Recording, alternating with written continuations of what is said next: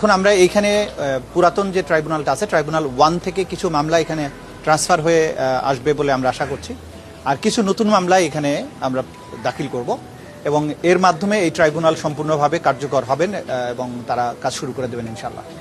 এবং এই দ্বিতীয় ট্রাইব্যুনালের উদ্দেশ্য যেটা ছিল যে যেহেতু অনেকগুলো মামলা ইতিমধ্যে হয়ে গেছে এবং একটা ট্রাইব্যুনালে যখন ফুল সুইং ট্রায়াল শুরু হয়ে যাচ্ছে সেই সময়ে একটা ট্রাইব্যুনালের পক্ষে এতগুলো মামলার নিষ্পত্তি করা কঠিন হবে, সেই বিবেচনায় দ্বিতীয় ট্রাইব্যুনাল করা হয়েছে এবং মামলাগুলো ভাগাভাগি করে দুটো ট্রাইব্যুনালে দেওয়া হবে যাতে একই সাথে অনেকগুলো মামলার বিচার প্রক্রিয়া এগিয়ে নেওয়া যায়।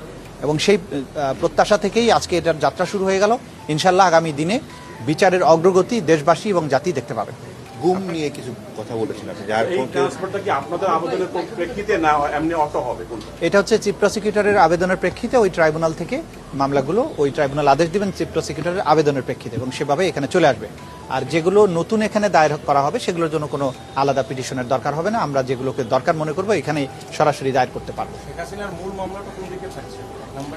সেটা তো ওখানে অলরেডি বিচার প্রক্রিয়া শুরু হয়ে গেছে, সুতরাং ওটা ওখানেই থাকবে। আর যেগুলোকে আমরা এর মধ্যে চিন্তা করে দেখবো যেগুলোকে এখানে দেওয়ার মতো সেগুলোকে আমরা এখানে নিয়ে আসবো, আর যেগুলো সামনে আসবে সেগুলোর অনেকগুলোই হয়তো এখানেই দায়ের করবো যাতে করে ট্রান্সফারের ঝামেলায়